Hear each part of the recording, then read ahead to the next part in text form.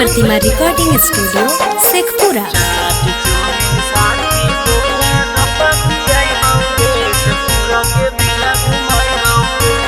Mix by Shailendra Babu. तेन्ही के सुटवा हो जो तैयार हमें मिले लाई बउगे गे छौरी मिले लाई बउगे। तेन्ही के सुटवा हो जो तैयार हमें मिले लाई बउगे गे छौरी मिले लाई बउगे। चाट चौमिन साथे गोला गप्पा खियाई बउगे नवादा के मेला घुमाई बउगे। चाट चौमिन साथे गोला गप्पा खियाई बउगे शेखपुरा के मेला घुमाई बउगे।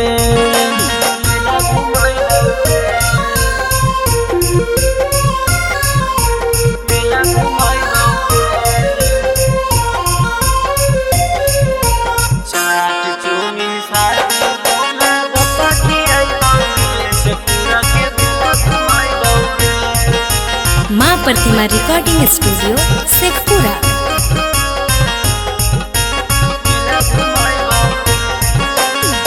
घरवा तोरियाई बउले के गाड़ी हमें अपाची गे।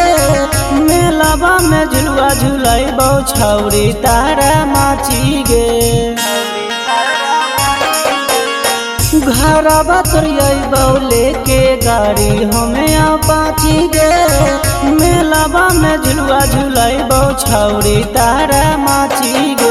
नामी बरहिया के तोरा रसगुल्ला खियाई बउगे भनपुर के मेला घुमाई बउगे। नामी बरहिया के तोरा रसगुल्ला खियाई बउगे भनपुर के मेला घुमाई बउगे। चाट चौमिन साथे गोला गप्पा खियाई बउगे नवादा के मेला घुमाई बउगे। चाट चौमिन साथे गोला गप्पा खियाई बउगे शेखपुरा के मेला घुमाई बउगे।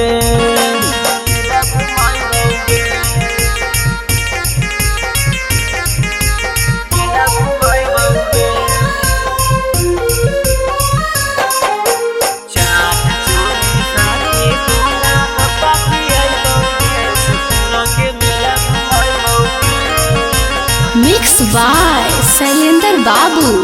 हाथवा पकड़ के अपना साथे दोरा घुमाई बउगे।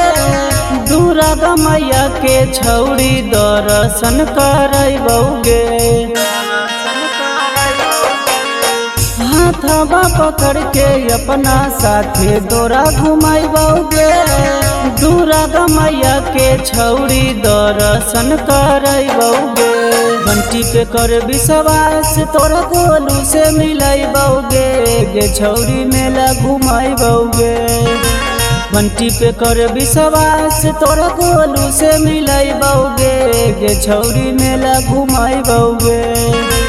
चाट चौमिन साथे गोला गप्पा खियाई बउगे नवादा के मेला घुमाई बउगे। चाट चौमिन साथे गोला गप्पा खियाई बउगे शेखपुरा के मेला घुमाई बउगे।